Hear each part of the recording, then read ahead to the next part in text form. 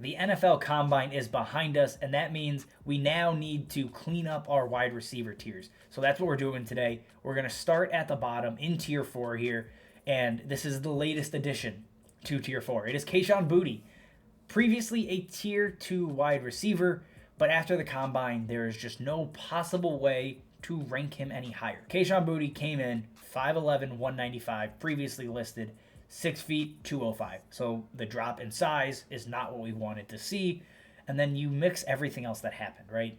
The athletic testing was a complete and utter disaster, right? A guy that was saying, I'm going to run in the 4.3s, maybe low 4.4s, ran in the 4.5s. And then after his broad jump and vertical and everything else gets wrapped up, he comes in with a 2 percentile burst score. And it's just... He's one of the worst athletes in the class at the wide receiver position as a whole. Now, is that because of the injuries? We don't know. So this is what we have to go off of. He's still an early declare, right? He's still an 18-year-old breakout type of player. But at some point, we need to look at, okay, what he did when he was 18 years old may not be who he is now. And you're looking at a guy that just completely tanked his draft stock, I think, right? A lot of people expected him to be drafted second round. That is like where he was penciled in. Now there's talk about him slipping to round 4, maybe round 5. Like the testing was that poor. You know, like, it does happen. The combine means a lot to the NFL teams, and it should, because you don't want an undersized wide receiver that isn't athletic. That's typically not a recipe for success. And a guy that has had all the question marks since his freshman year, it's very, very tough to get excited about him. I can't move him lower because I think the raw ability is still there, but just who knows how the hell the NFL is going to treat him. It's so much is up in the air that he has to be in Tier 4. Next up, we have Rashee Rice out of SMU coming in at 6'1", 204, so a little bit undersized from what he was listed at, right? You were expecting a bigger body type wide receiver that was going to be a deep threat and this big play wide receiver. At 6'1", 204, he can still do all of those things, right? He tested fine athletically. He still has enough speed to take the top off of defense, and it matches what we saw on film. When you look at the overall profile, it's very, very confusing because his senior year was hyper productive. He looked fantastic. But what the hell happened the first 3 seasons, right? It's just a lack of consistency. And even in his senior year, where he looked great at times and put up this massive season, there's issues with consistency, route running inconsistency, issues with just concentration drop, plays where he looks like a superstar one snap, and then the next he's running lackadaisical in the intermediate to short routes, like all of those types of things. Those are the things you read across the NFL when you're looking at draft profiles, and it pops up in his tape. So Rashee Rice is one of the more confusing, mysterious prospects we have out there, because if a team buys in on day 2, which is not out of the question, you have a chance to hit on, a breakout wide receiver because he has the tools. He just needs a team to coach him up. But if he slips to day 3, it's basically an NFL team saying, we don't know if it's worth really, paying up to have to coach up this type of guy, and those consistency issues might be too much for us to overcome even. So Rashee Rice, draft capital is going to matter a ton. Right now, he still is firmly in Tier 4. Next on the list, it is Cedric Tillman, the big body wide receiver out of Tennessee. And his list weight to his actual weight, right? It was listed somewhere around like 240. He came in at 213. He's still 6'3", so 6'3", 213. The dude's a load. Like, he is just a massive human being. And he plays like a massive human being. He is a big-bodied, go-up-and-get-it type of guy. Now, with that does come drawbacks. He does lack route diversity. He basically exclusively lined up on the right side of the formation all season, and that's weird because it also limits his development as a route runner. His route tree is limited. All of these types of things, right? It just shrinks what we've seen him do, which does make it tougher to project. Now, in year 5, that's not a good thing. I don't want to see those types of things pop up on tape in his 5th season. So Cedric Tillman is, I think, a limited player, a low upside player. But for fantasy, it's going to be an uphill battle, I think, for him to even compete with anybody even in Tier 3 here. And our last one here in Tier 4, it is Marvin Mims coming in at 5'11", 183. Not much of a shock there. a little bit bigger than he was listed at, which is great to see as far as weight goes. And he came in with 4.3 speed. Again, exactly what we expected him to do. The man can blaze, and it shows. He's an early declare. He has that very, very young 18-year-old breakout age. So those things analytically are great. But when you get into what he does as a player, I don't think he's a great route runner by any stretch of the imagination. Some might even say he's average. And at his size, you just don't want to see that, right? He's a similar size to Zay Flowers and Josh Downs, but he's not ranked nearly as highly as them because he's just not as good of a player, right? I think the physical tools might be a little bit better, maybe. Size is better, but there's just still enough lacking that it doesn't make any sense to put him near those two. So when you're looking at a guy that just really wins on speed and yak, that's fine. But for fantasy, it's a limited upside because it's probably a low volume or a gadgety type role. So I just struggle getting really, really on board with Marvin Mims. Can he be a great wide receiver 2, wide receiver 3 in the NFL? Absolutely. But I think wide receiver 3 is his most likely outcome as far as fantasy is concerned. Moving into tier 3 here, we have two different types of players, right? We have Jalin Hyatt. We'll start with him. He is a burner. We know this. This is not news.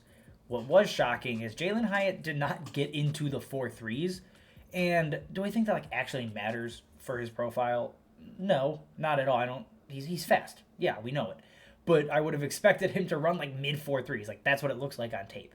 So that was just more of a surprise than anything. I don't think it really changes much about his profile at all.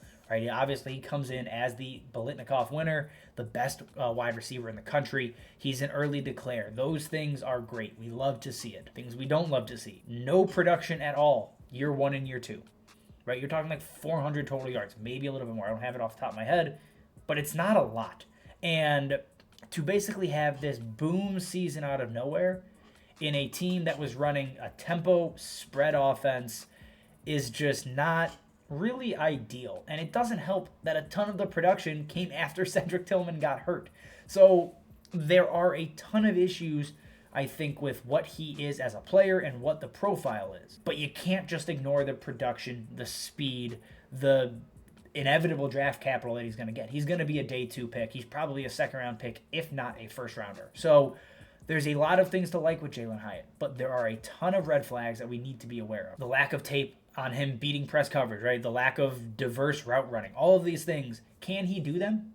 Maybe. We just didn't see it on tape. Does that translate to the NFL? I don't know, and that's why I'm lower on him, right? He's in tier 3 rather than tier 2 with some other guys. Now, next guy on the list, like I said, very different from Jalin Hyatt, and that is going to be Xavier Hutchinson, and I'm aware I am very high relative to consensus on him, and I'm fine with that, right? 6'2", 203 senior coming out of Iowa State. The man had a hyper-productive college career and capped it off with a great senior season.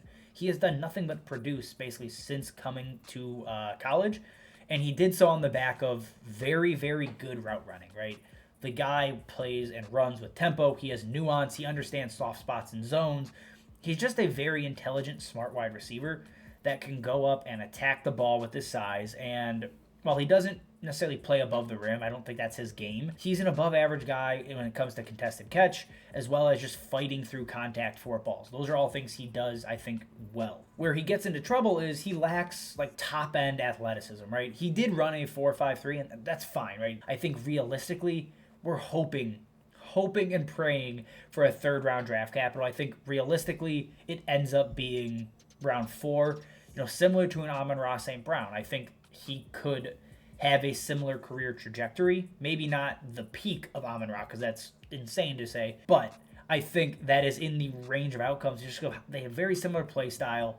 They're probably going to have similar draft capital. It just depends, does he find the right situation that is going to feature and utilize him the way we've seen Amon-Ra St. Brown used. We are in to tier 2 here, and at the top of tier 2, it is still the guy Addison and I both love. That is Josh Downs. We understand, right? 5'9", 171 is not good. That is not a good size for a wide receiver.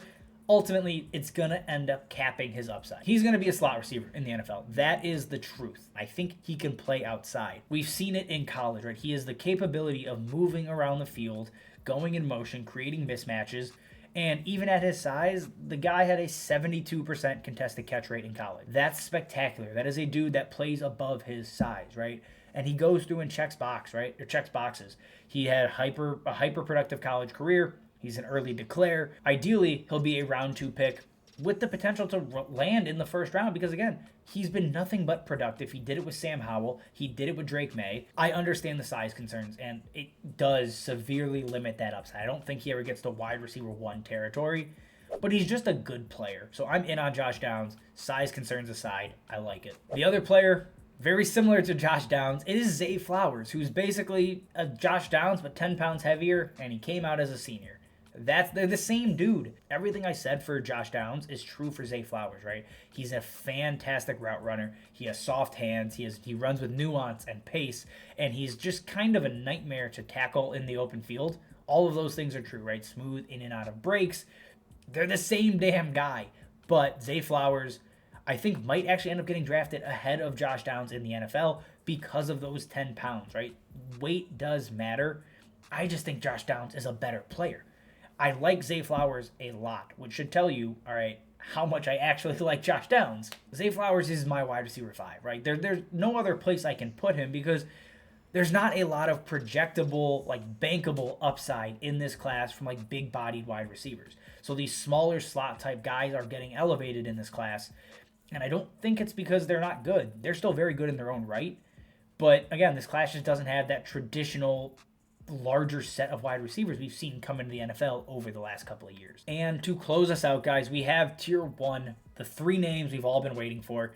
I'm going to start at the top of it like I've been doing with each of these tiers. My wide receiver 1, it is JSN. It is still JSN, and it's always been JSN. He came out of the combine looking fantastic. He didn't run the 40, don't care.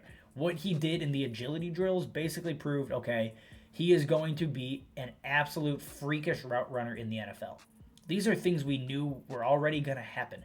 But to see the footwork, how smooth he is, how soft the hands are, all of these things, and to have the size that he does, right, over 6 feet, that is exactly what I want out of my wide receiver. He should be the first wide receiver off the board in the NFL, and absolutely the wide receiver 1 in our rookie class. JSN he really can be Cooper Kupp. He can actually be what Amon-Ra St. Brown is, right? I think that is a very, very likely outcome. Keenan Allen feels like the floor here. JSN is going to be a stud, and I don't really care about the 40 or whatever else comes out. Doesn't matter. JSN all the way. Next up here, I kind of flip-flopped Jordan Addison, Quentin Johnston. I'm going to go with Jordan Addison still as wide receiver 2, right? Came in 5'11", 173.